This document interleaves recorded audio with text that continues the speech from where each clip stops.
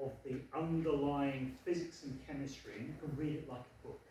This is the book of the stuff we made the world out of. So I'm going to connect it to this image, which is the Hubble extremely deep field, and ask myself the question, where does all this stuff come from? You've got this entire periodic table of elements, but where did they come from?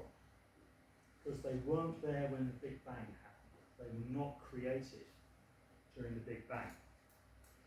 So we're going to start with the Big Bang with hydrogen, helium, a little smidgen of lithium, and we're going to end up with 94 elements. And the story of how that happens I find completely fascinating. So, first of all, the periodic table of the elements and something about the elements, because this is really interesting. So, it's an iconic image to generations of people. You know, we're used to seeing it. And it celebrated its 150th anniversary in 2019. And there are huge conferences and festivals and events to celebrate this. And it's such an iconic image that it gets used for all sorts of things. So this I quite like. This is a periodic table of music genres. So they're all in there. There's your rap, your heavy metal, industrial, techno, dance, new age, new wave, punk, jazz. People just naturally, when they want to classify, it's very easy to reach for this image because it's so important. It's endlessly parodied and endlessly recognizable.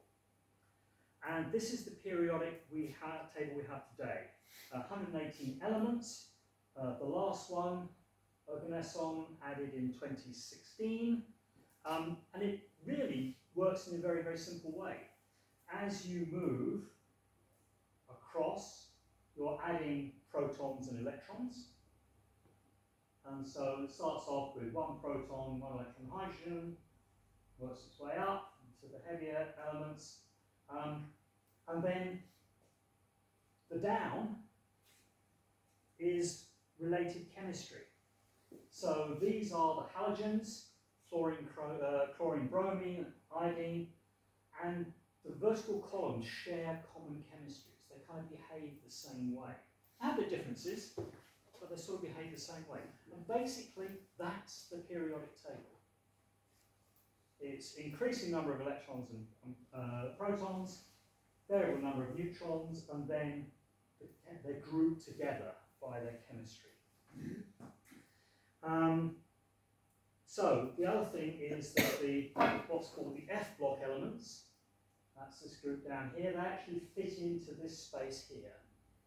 And it's a bit like the Shetland Islands on a map of the UK, that they're actually too far away, so you kind of drag them in closer and put them in a convenient place. But they actually belong in this gap here.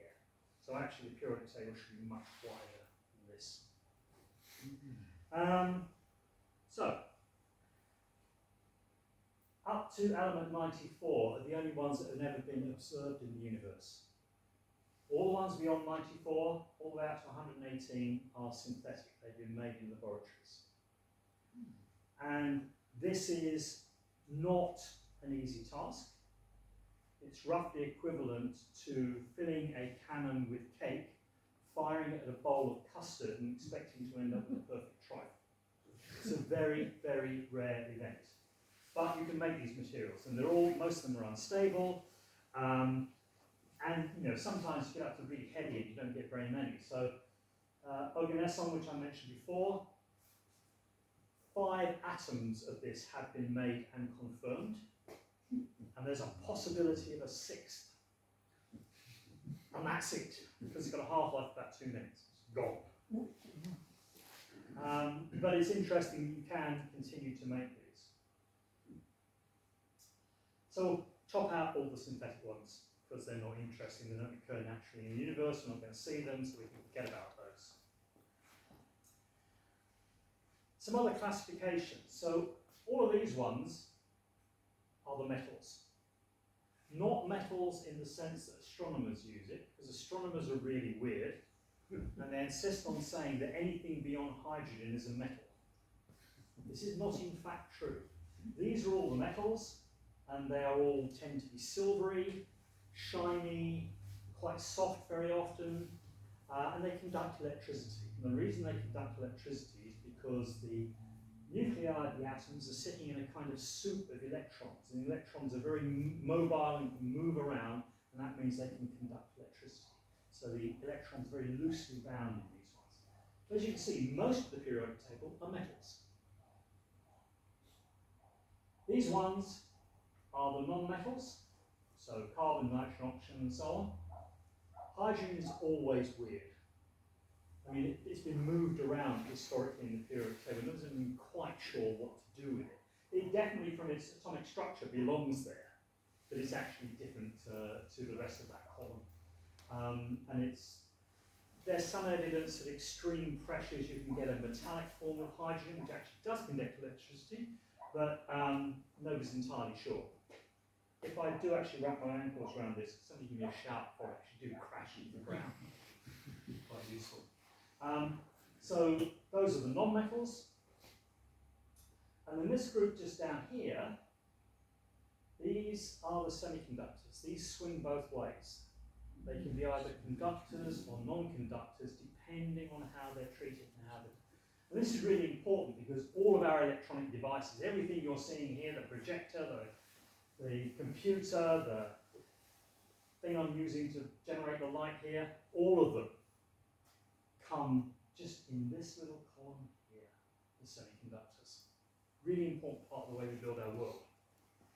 Some other things about the periodic table. So these are the bulk elements that life is made out of. So our bodies are predominantly made out of these ones outlined here.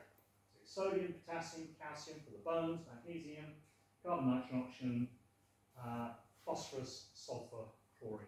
Those are what our bodies are largely made out of. There's another group, which we've highlighted in green, and these are the essential trace elements. Right? There's not much of them, but you can't live without them. And this is in fact where I did my PhD studies on molybdenum in enzymes and how it works. So these are catalysts, they perform small important processes within the body. So for example, copper, there's about 0.1 of a gram of copper in your body, in the average human adult body. So 100 milligrams of copper. Not very much. If you don't have it, basically you're dead. So these are all the trace elements that also form part of life. There are a couple, francium, technetium, and astatine, that have no stable isotopes at all. Right? Most of these will, like copper, will just sit around looking at you and be perfectly stable for huge amounts of time. These ones, no, very hard to get hold of. And I have a calculation here. Francium, the half-life is 22 minutes. Right, it's a breakdown product of the natural decay of radioactive uranium. And because it decays so fast, there are a couple of grams of it on the planet at any one time, and that's it. Because as soon as it's made by fission of uranium, then it starts to decay and vanish. So just tiny amounts of that one. So these ones, these are tend not to be used commercially because they keep vanishing. Right. So if you are interested in the individual properties of the elements, I really recommend this series of videos on YouTube. This is Professor Sir Martin Polyakov, and you'll agree, great scientific hair, professor at the University of Nottingham, and he's created with his department a whole series of videos of virtually all the elements about what they are, how they behave, what to do with them. And the really important thing for any chemist, of course, is can you make them go bang? And a surprising number of his videos involve making these go bang or flare up or do pretty colours or something like that. Chemists are fairly simple souls, and we like to have these things. So they're good fun. Look them up on YouTube. It's called the periodic videos, and they're immense fun. We use just about all of the periodic table commercially. So 2/3 of all the elements in the periodic table are in your mobile phone. So although life is based on a few, we tend to use almost all of them. So what's the history of the elements? So elements, to stress a point, are things that cannot be broken down easily by heat or acid or any kind of chemical attack or electrical attack or anything like that. So any of the readily available methods of attacking a material will not break down an element. You've got to get into kind of high energy nuclear reactors and neutron sources, all kinds of weird stuff to make them break down. So the first elements in prehistory were the ones that tended to be lying around or were very easy to get at. So you had carbon, fairly obviously, carbon, charcoal all around us, sulfur found at volcanic vents and things like that. Copper, silver and gold were actually found just kind of lying around, native materials. You can actually find nuggets of it. Some out tin and lead, same. And of course the tin and the copper goes together to make bronze, so you get the Bronze Age. And iron and lead and mercury are pretty easy to get out of their ores. In fact, mercury is an interesting one because it's so easy to get out of one of the ores, cinnabar, that the alchemists thought this was some magical transformation process. And they thought this was going to be the route to the secret of eternal life, right? Because you could transform these things. And also because you take this kind of red orangey powder, you could turn it into a silvery liquid, then surely you could do the same thing to achieve gold. It's obvious. So they were very interested in these materials. But this is what we knew in prehistory. Go up to 1750, and we don't have much more. Really very few have been added. Particularly interesting one is phosphorus. And that's interesting because phosphorus was discovered by a guy called Henning Brand in 1669. And he was an alchemist, again looking for eternal life or transmuting base metals into gold. And he went through the fortunes of two wives looking for the philosopher's stone. So he must have had very understanding wives. And he was what you might call the neighbour from hell as an alchemist. Because for some reason he decided that human urine was going to had some magical properties. So he started off with 5,500 litres of urine, which he allowed to putrefy. I'm quite sure what that means, it doesn't sound good.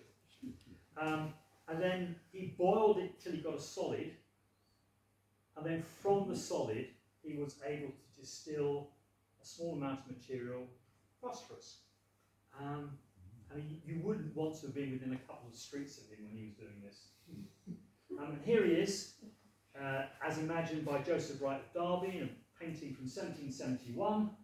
And there is the famous phosphorus glow as it oxidizes in the air. And he's got a couple of apprentices here who seem remarkably disinterested in his epoch-making discovery.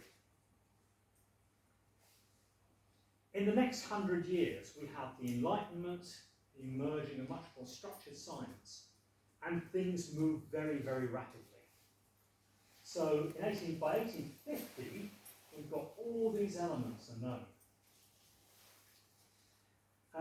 And important people like Humphrey Davy, who said, nothing tends so much to the advancement of knowledge as the application of a new instrument. And he was a real believer in that, because he took the work of Luigi Galvani and Alessandro Volta, who invented the battery, and he took a voltaic pile battery and he applied it to all sorts of materials. And he was working in the Royal Institution in London, and he discovered, in about 1807, 1808, he discovered 8 elements and proved that chlorine was an element, and may have also discovered iodine as an element as well, but there is a priority dispute about that one.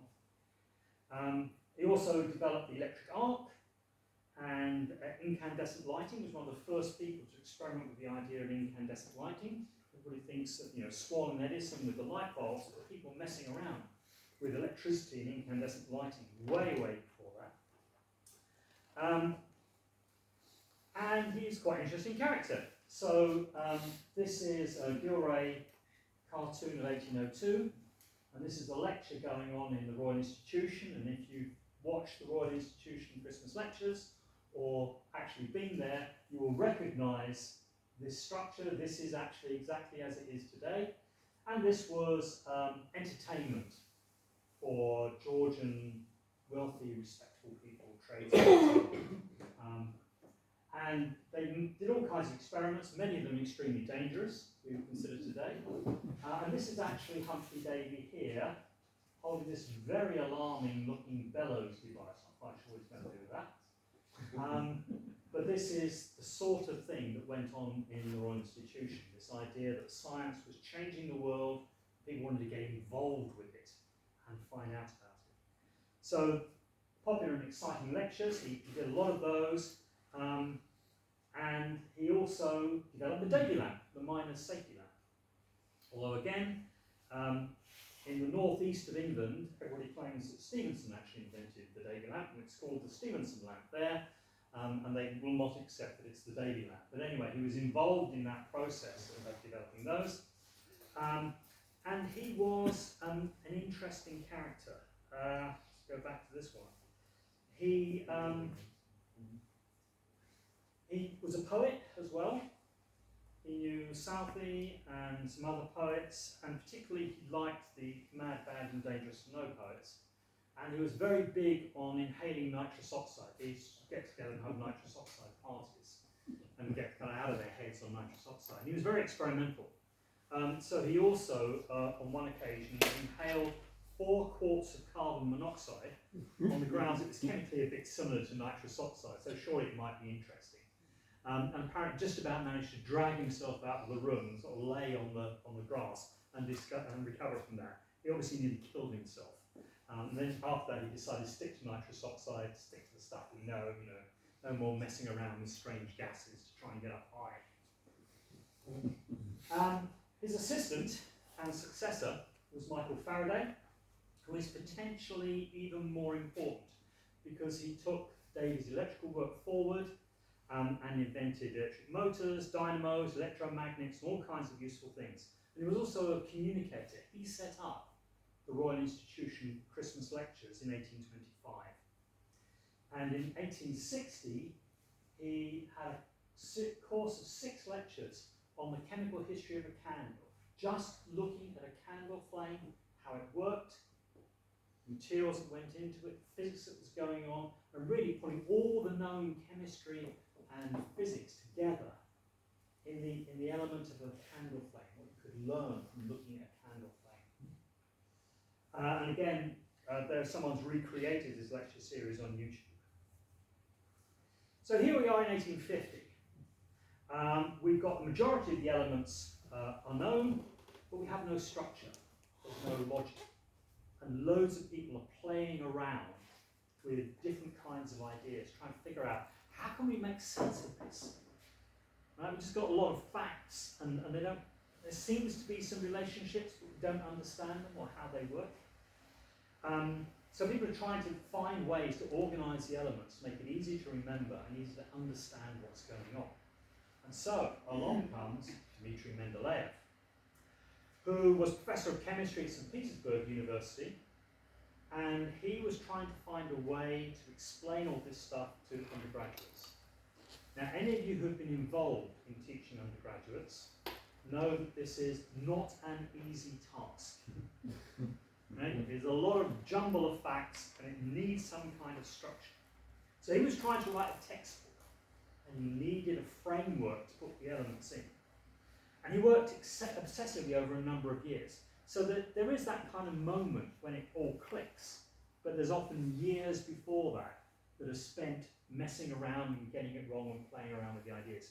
And he used to go on long train journeys, and he kept a deck of cards with all the elements that were known, and he would kind of lay them out in a chemical patience and try and find, do they go together like this? Supposing we organise it like that, what could we do?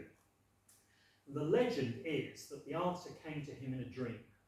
And I'm always very suspicious of this because it's amazing how many brilliant scientific principles are supposed to have come to people in dreams. But anyway, And this is actually the first sketch of his work on the periodic table, 1869. It is on the back of an invitation to inspect a cheese factory. Piece of paper he had to hand. And obviously it doesn't look very much like the periodic table we're familiar with. But by 1871, this is the version we've got. And if you kind of look down this side here, you've got boron, carbon, nitrogen, oxygen. It's beginning to look like the periodic table we spent today. So why Mendeleev? Why is his structure what we end up with? Why not all the other people who are playing around with the idea? And the genius of Mendeleev was in prediction. He actually found that there were gaps where there should be elements that had not yet been discovered. And he predicted their properties. So, famous example is germanium, also known as ecosilicon, that's what he called it. And so it's something that goes between silicon and tin in the periodic table, has the right number of electrons, has the right atomic weight, has the right kind of melting point, it's a metal. He predicted very many of its properties. And he did this with all these ones, and eventually they were all discovered to be true. He was actually remarkably accurate. He never gets the Nobel Prize, and we think the reason he never gets the Nobel Prize is because the person who was dominant in Swedish chemistry at the time was a guy called Svante Arrhenius, and Arrhenius was quite a prickly character, and so was Mendeleev, and they had all kinds of disputes, and so he was just blocked. He was blackballed. He never got the Nobel Prize. The interesting thing about Arrhenius is the first person to suggest that pumping carbon dioxide into the atmosphere was going to cause global warming. So, last story about the elements before we move on to perhaps the more exciting bit for you, which is what happens astronomically. This is a small village on an island in the Stockholm archipelago called Utterby. And it has 7 elements named after it. But why on earth would 7 elements be named after a tiny village on an undistinguished island near Stockholm? And here they are: yttrium, terbium, and erbium. Right? We've now used up all the syllables of Utterby. So the others are called holmium after Stockholm, thulium after the legendary land beyond the North Wind, and gadolinium after Johann Gadolin, who was the person who did most of the work on these. And they were all found in some odd rocks in a single mine in the late 19th century. They weren't mining for metals. They were mining for feldspar. So why did they want feldspar, a mineral?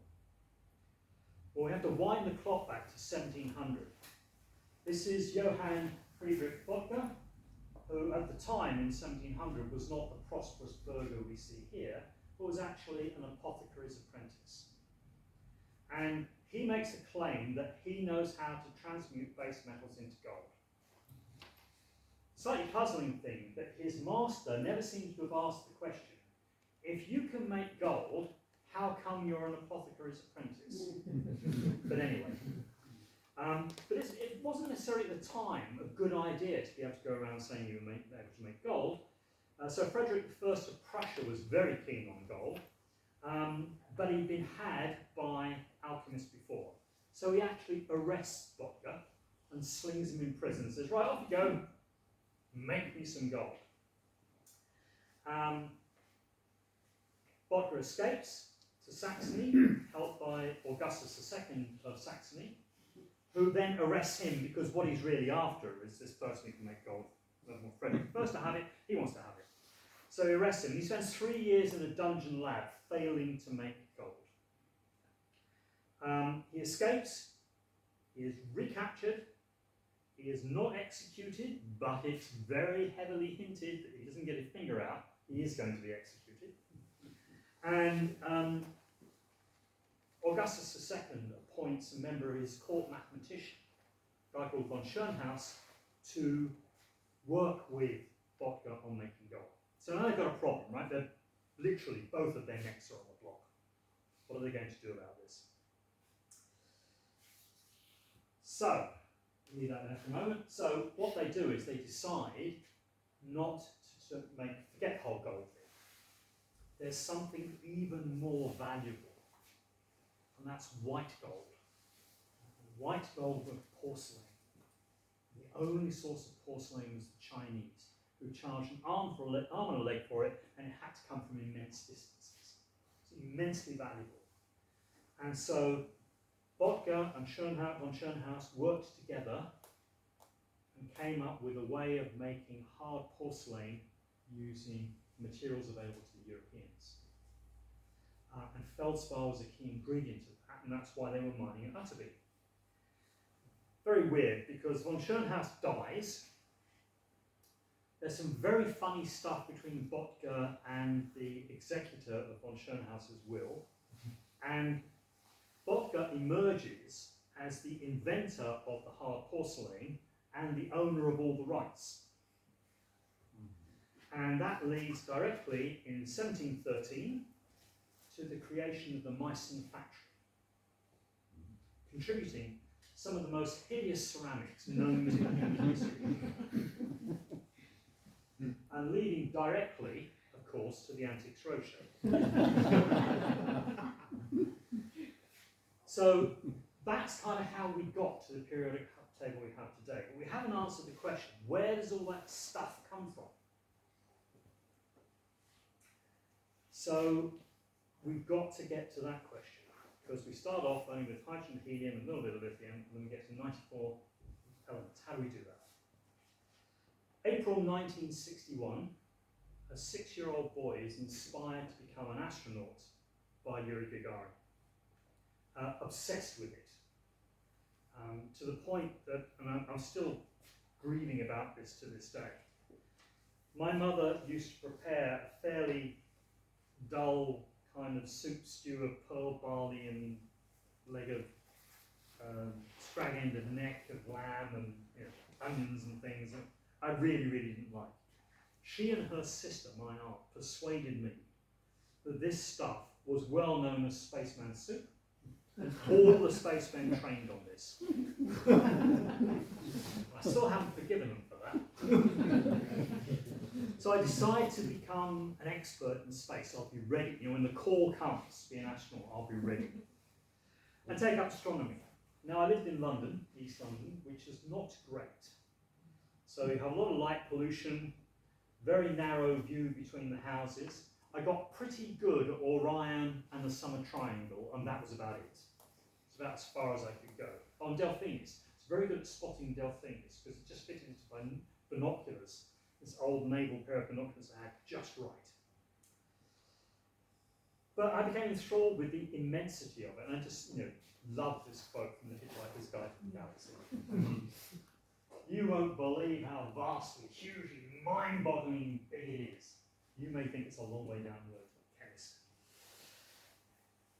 And the size, the sun would hold 1 million Earths. We sometimes don't think about these numbers. If the sun was a dot on the eye on a page of a paperback book, our galaxy would be the size of the Earth. The numbers are stupendous. Our galaxy, Milky Way, 100,000 light years across, about 250 billion stars, we think. It's difficult to tell because we can't see all the way through it. And then you get something like the Hubble Extreme Deep Field. So this is a 2 arc a minute square of sky. It contains 5,500 galaxies. If that was repeated right across the sky, and there's no reason to think why it shouldn't, because it's just a fairly random bit of sky that was picked. If that density is repeated right across the sky, we're talking about 180 billion galaxies that are within our compass around the Earth. 60% of those are more than 9 billion years old. Some go back as far as 13.2 billion years before the present. So seriously old stuff.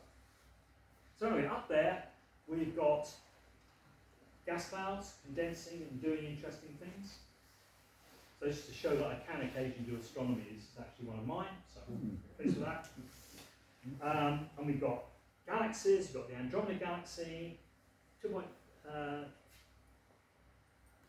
million light years away, much bigger, 1,000 billion stars, its own satellite galaxies. And all these elements are being generated and created in this environment. How do we know? Because occasionally bits of them fall on our heads. So this is Meteor Crater in Arizona that Jan and I had the pleasure of visiting a couple of years back.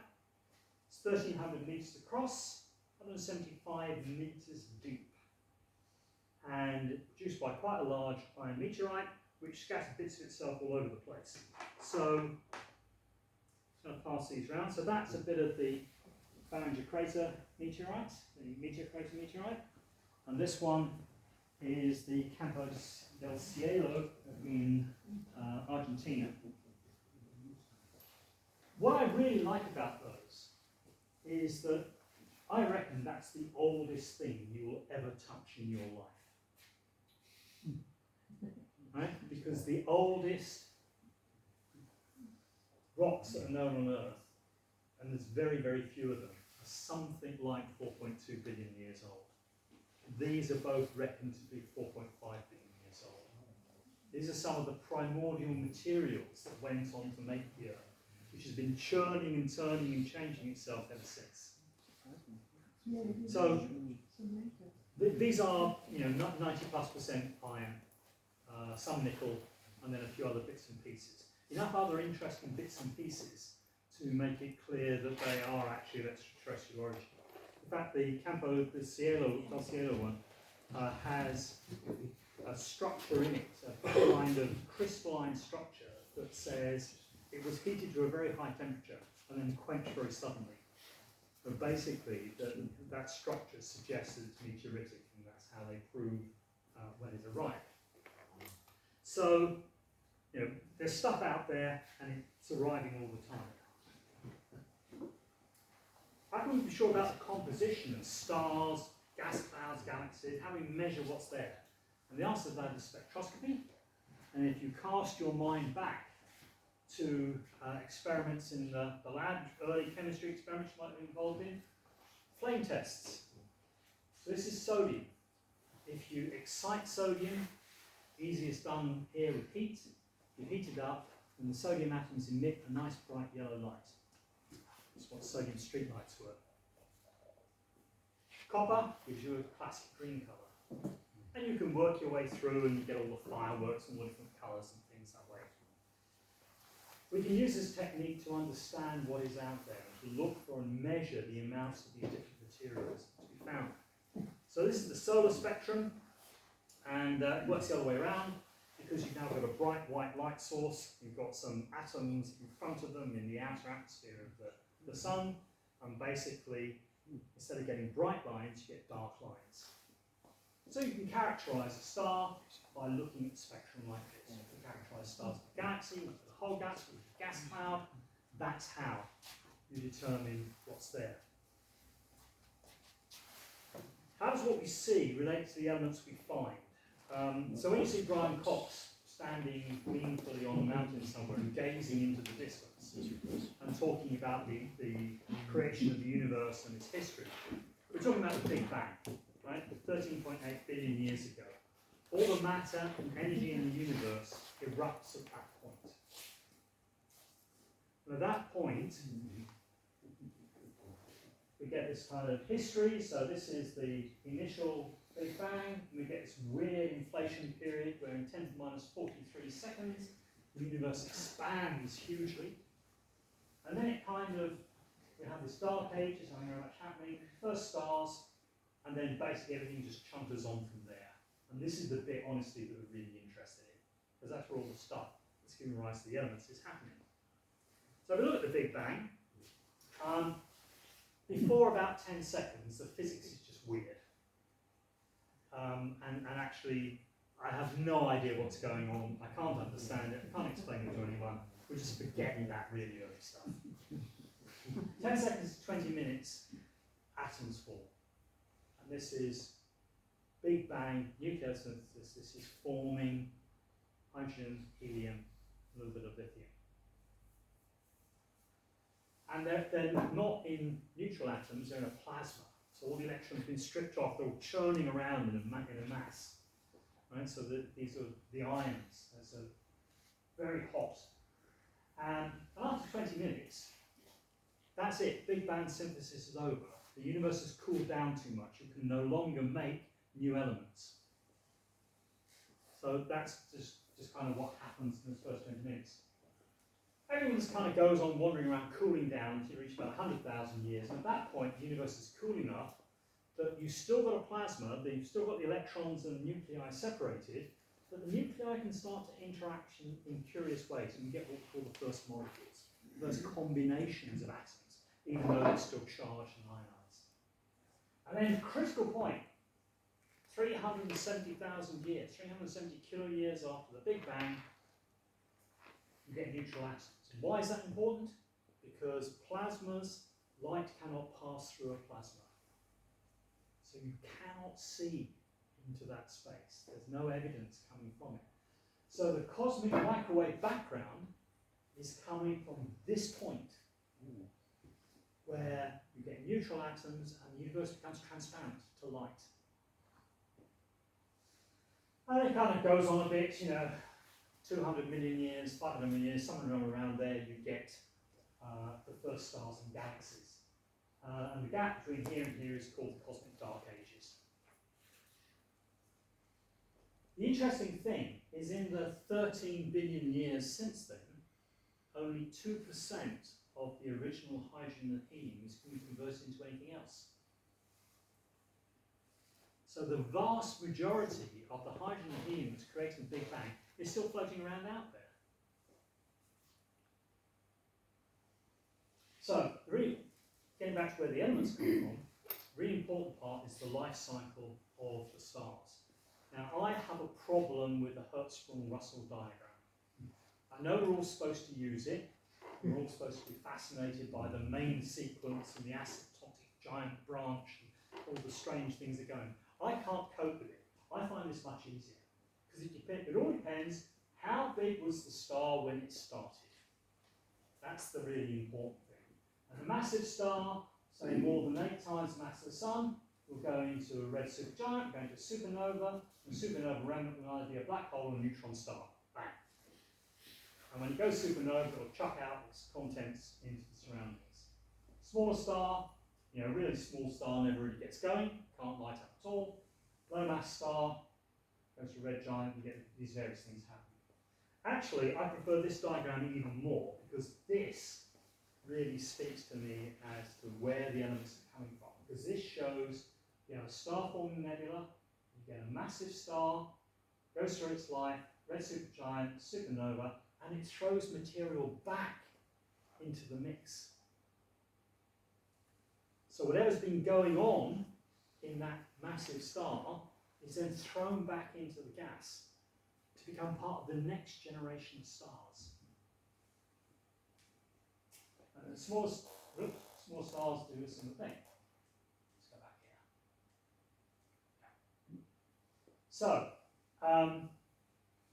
So we have a universe filled with hydrogen and helium.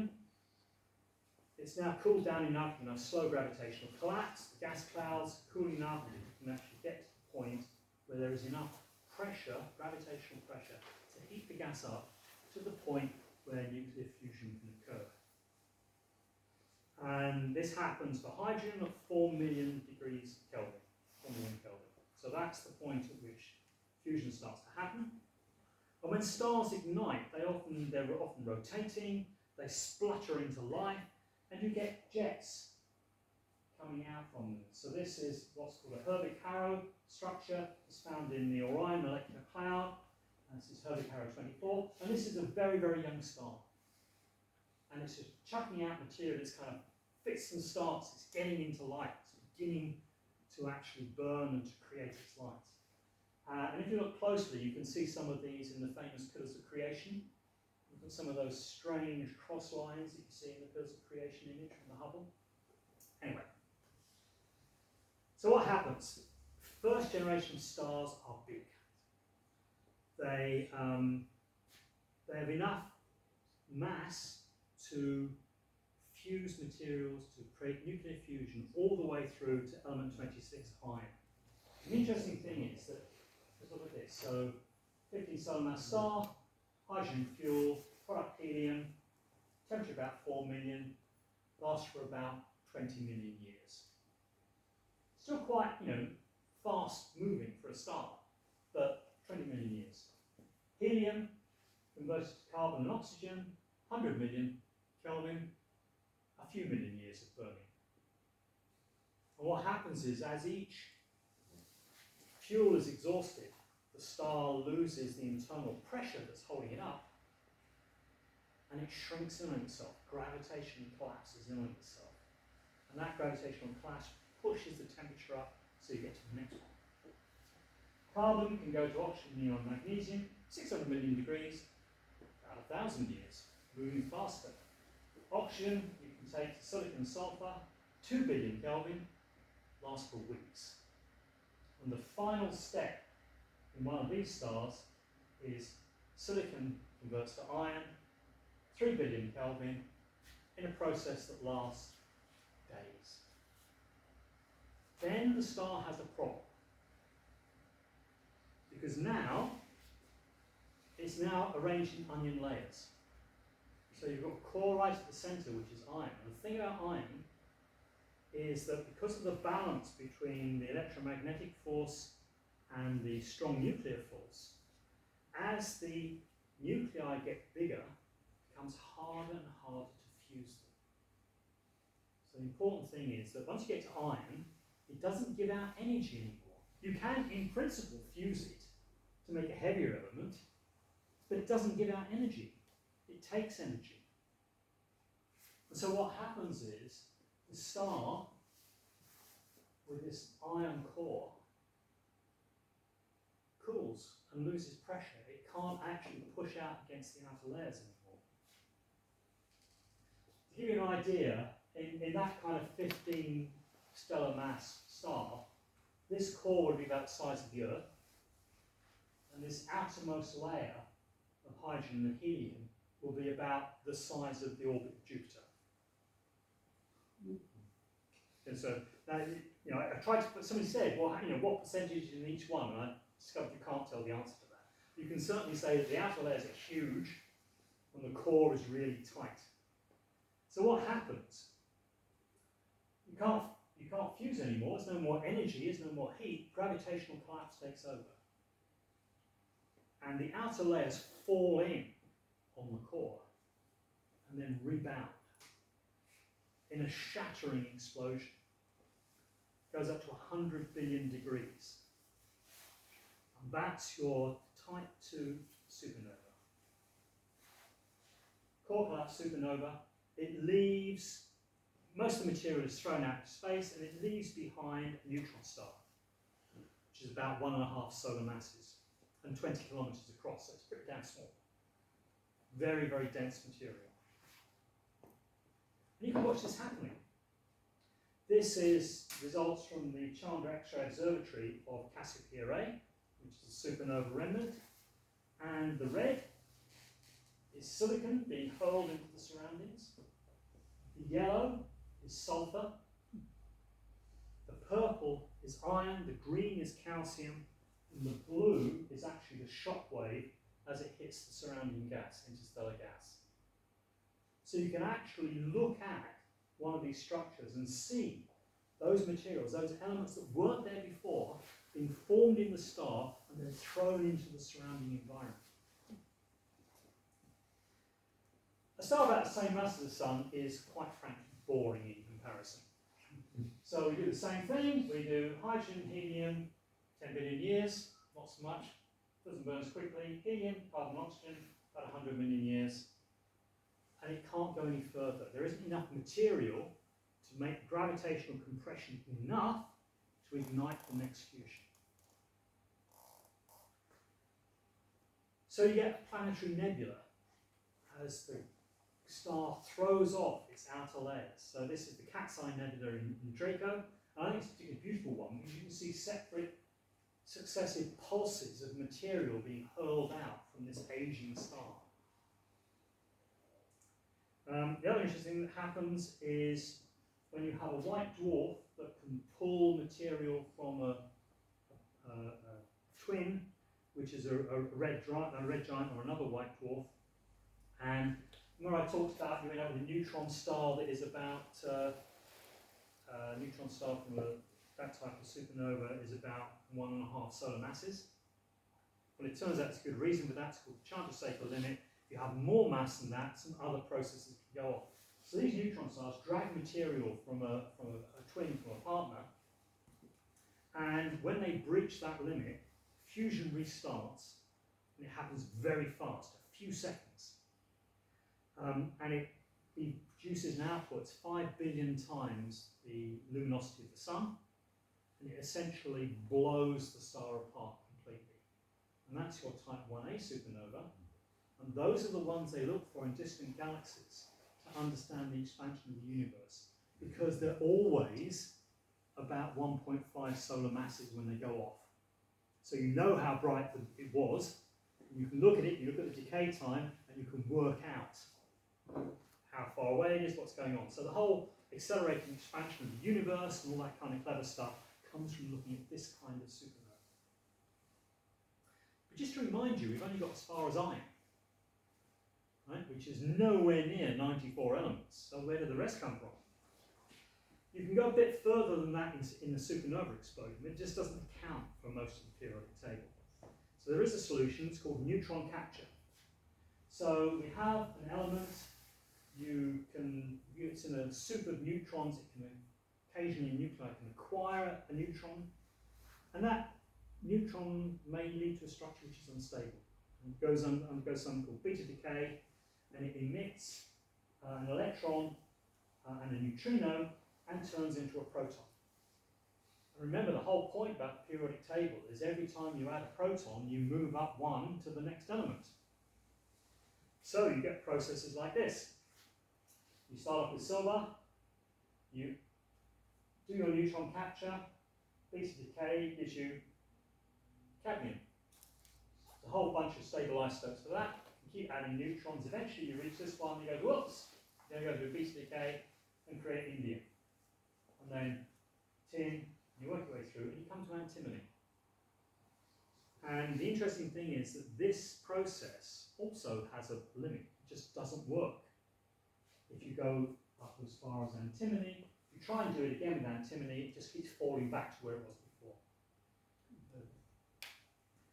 So, where are you going to get the neutrons from? Two places you can get the neutrons. Dying red giants on the asymptotic giant branch, and this is a process where particularly you get carbon with helium, goes to oxygen, plus a neutron, so you get spare neutrons being generated. They can drive that process of climbing up the periodic table. But as I said, the limit, is bismuth at 83. I think it's 83. How can we go beyond that? We've got 94 to get, and evidence of some further ones. So this is, this is the LIGO laser interferometer for looking for gravity waves. It's at Hanford in Washington State. These arms are 4 kilometers long, and the idea is very simple. They're at right angles to each other. You fire a laser beam up and down it multiple times of each arm, and you compare the distance they've travelled in the middle. And you should be able to detect any change in space-time, because the idea is gravity waves actually distort space and time. So you'll get imperfections, you'll find things that don't quite match up. It's unbelievably sensitive. If you use this device to measure the distance to our nearest star, Proxima Centauri, it will be accurate to within the width of a human hair. It's possibly the most precise machine instrument in the world. And lots of problems, because of course every time the traffic goes past, it plays merry hell with the instrument. Earthquakes, all kinds of things. So it's a lot of pulling apart. But they have been able to observe all kinds of interesting phenomena. And one of the things they've seen is neutron star merger, or a neutron star merging with a black hole. And this I find absolutely astonishing. You can actually see two neutron stars going around each other, and faster and faster and faster as they get closer, until they suddenly smash into each other and throw out these gravity waves. At the same time, they throw out ferocious quantities of neutrons. So unlike the slow neutron process with the dying red star that's banging in a neutron here and a neutron there and gradually working its way up the list through the periodic table, this one produces so many neutrons so fast that it overwhelms the process and can drive you all the way through the elements we've seen. There is a suggestion that this could go all the way up to element 250 in theory. Now, it's probably hugely unstable and will collapse back down very quickly. But that has that many neutrons to play with. Now, not all astronomers believe this. There are astronomers who say that things called hypernovae, which involve collapsars, which are rapidly spinning massive stars, undergo a core collapse to create a black hole, that in the accretion disk around that process, this kind of thing we saw with the Event Horizon telescope, that amazing image of the glowing accretion disk around the black hole, that in the accretion disk, the neutron density can reach the levels which are required. So basically, we've got two theories fighting it out at the moment as to which is. But there's certainly the creation of the higher elements are a result of absolutely massive energies and for me, unbelievable processes. Yeah, we need some higher elements. Tell you what, let's bang two neutron stars into each other and see what happens. So there are lots of other processes, galactic jets, accretion disks, don't seem to add much to the story. Cosmic rays can cause what's called spallation, so they can knock bits off of the nuclei, and that can give you some of the elements that are hard to reach by other routes. But to get beyond that iron peak, can't do the normal fusion. You need some of these neutron processes and immense energies. And so that's what's going on out here. Those galaxies 13.2 billion years ago, they've been generating these materials and throwing them out to go into the next generation of stars, to go into the next gas cloud, to form the accretions that were in those meteorites that I passed around, that become the material, the dust, out of which the solar system and the Earth was formed. And this is a view of the evolving composition of the universe. So here we've got Big Bang fusion, right? Hydrogen, helium, bit of lithium. Cosmic ray fission, that spallation process, there's your beryllium and boron. Exploding massive stars and white dwarfs, you can get around here. Merging neutron stars, all these ones. Also dying low mass stars to reach it. And then these very radioactive materials, there's nothing less from stellar nuclear synthesis. Right? So they're just found as residues from breakdown products of uranium and things like that. So, the nitrogen in our DNA, the calcium in our teeth, the iron in our blood, carbon in our apple pies were made in the interiors of collapsing stars. We are made of star stuff. And that is a thought that I find absolutely fascinating. And when I look out there and look at those galaxies, look at those quasars, look at the gas clouds, think about what's going on there, I keep thinking, that's where all this stuff came from. That's where I came from. It's where my mobile phone came from. It's where my house came from. This is what we're made out of. Thank you very much.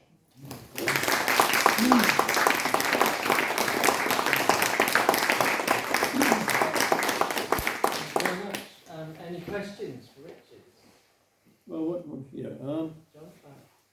all these elements on this lump of rock we live on are non-renewable. What are we likely to run out of? Because we need tons and tons of lithium. God knows what else we need. Yeah. Has anybody got some idea of how long these things will last before we actually run out? It depends how you approach them, because of course they're elements, so we can't turn them into anything else. Exactly. Right? So they're always going to be there. We lose helium because it gets into the atmosphere and goes out into space. And helium is a fission product on Earth.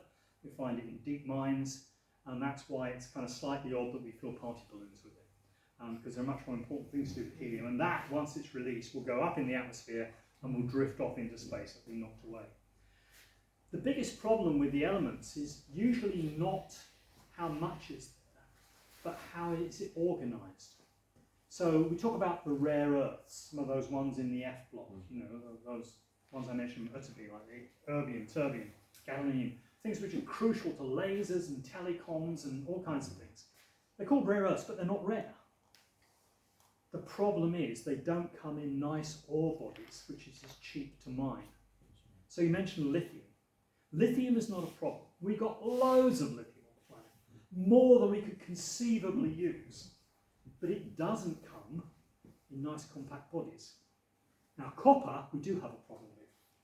It's been estimated, I think it's something like every American has 120 kilograms of copper invested in their lifestyle.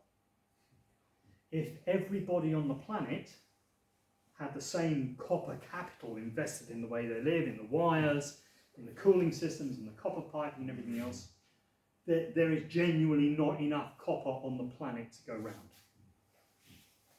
So that happens to be fairly easy to mine, but we know we haven't got enough of it. Lithium, it's the other way around. No problem with lithium, but we have a problem with it not being easily accessible. And the rare earths are the same. So they're making the rare earth magnets. A wind turbine has 125 kilograms per megawatt of output of rare earth magnet in it. So it's quite important. But it's in a big lump. So when we decommission the wind turbine, we can go and kind of take it out and we can remanufacture it. The average mobile phone has 0.2 of a gram of rare earth magnet in it in the loudspeaker. There are more tons of rare earth magnets in mobile phones than there are in all the wind turbines in the world. And since there's only 0.2 of a gram in here, the hell are you going to get it out? And so the problem of recycling some of these materials becomes absolutely huge. So let's give you an example. The dust, a study done a few years ago, the dust on the streets of Birmingham has a higher concentration of platinum in it than the Rustenburg Reef in South Africa where it was mined. But nobody's yet figured out how to sweep the roads of Birmingham and get the platinum out of it. Whereas the mining in South Africa is well under control and well understood. So very often it's not, you know, the problem is distributing things thinly. So what we're doing with rare earths is we're taking resources which are unusual in having a high commercially viable concentration. And we turn them into mobile phones. And there's no way of getting the rare earths back out of them yet. And people have talked about waste tips as being the mines of the future. You know, that's what we're going to do. In fact, people have started to talk about them as mining for carbon from the plastics which are dumped. But actually, potentially, we could go away from using oil and converting it into plastics. We can actually take the plastics which have been dumped, reprocess them to make new plastics. So there's a whole lot of this around what's called the circular economy. It's a phrase you come across, this idea that once you've spent time, energy and money digging things out of the ground, you want to keep them economically circling for as long as you conceivably can. And that's, you know, where people are going with their thinking. Use less and less material, make it last longer, make it recyclable and recoverable, develop ways of doing these things. Andy? Sorry, Andy. Thank you for the talk, that was brilliant, thank you. I was wondering, could elements which have, say, 110 protons and 178 neutrons, which is the island of stability elements, could they potentially be formed as part of the merger neutron star? If so, we haven't seen it. Yes. The island of stability is a kind of theoretical concept that says there's certain magic numbers of protons and neutrons. that ought to be more stable. So if you go back to the idea of making the trifle with the cannon and the bowl of custard, that there are certain sizes of trifles that would assemble themselves fairly easily and would work. And if you try and go big, it's just not going to work. You try and make it too small, it'll turn into something else. So there's this idea of islands of stability. One of them was supposed to be where Okinawa is. Right, so 112 to 118 was supposed to be an island of stability, and it isn't. So these are still theoretical possibilities, but the first one we looked at, 112, 118, no problem, they'll be nice and stable, they've got the right number of neutrons and protons, and boy, they're not, they just fall apart. So it's interesting, there's something going on that says the calculations about what should be a stable nuclei doesn't actually work. So yeah, it's possible, but I guess it's a very rare event. What is clear is they're not stable enough to linger long enough to appear in aggregations that we can actually observe. Could you explain the discovery of helium to the audience, please? Helium? Yes. So the world supply of helium is found in two places, deep oil wells and deep metal mines, particularly gold mines. And it's a breakdown product. I can't remember, if you're going to test me, what it's a breakdown product of. But essentially, it's like uranium turns into lead and gives off energy. Helium is a byproduct of some radioactive breakdowns. So it's being created in the centre of the Earth. And then it sort of leaks away, and it gets trapped in certain places so you get enough concentration to be able to extract it. Once it's kind of released into the atmosphere at atmospheric pressure on the surface of the Earth, it has a tendency to rise up in the atmosphere, and when it gets fairly high in the atmosphere, it gets knocked away by solar winds. So there's a whole kind of concern about we need helium, and the Americans used to have a strategic stockpile of helium.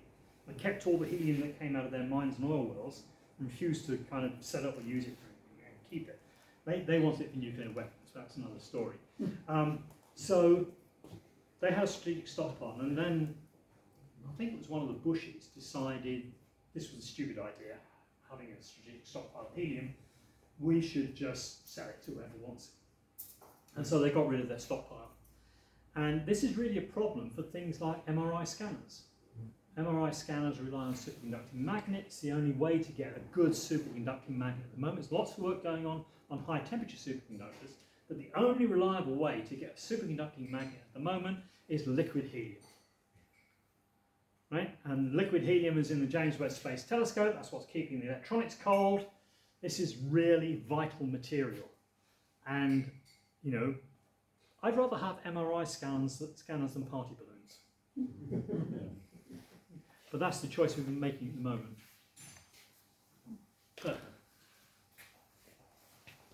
Most of space is empty. Yep.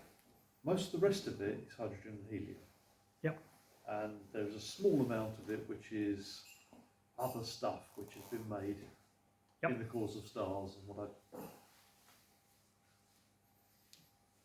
I'm concerned about the distribution of it. How do we get it to the point where we've actually got large lumps of it, like me? Yes. So, Sorry, can I just add a bit to that? Yeah. One of it might be connected, it may not. You talked about the large supernova throwing out neutrons. My question in this is, how do we get from there to be used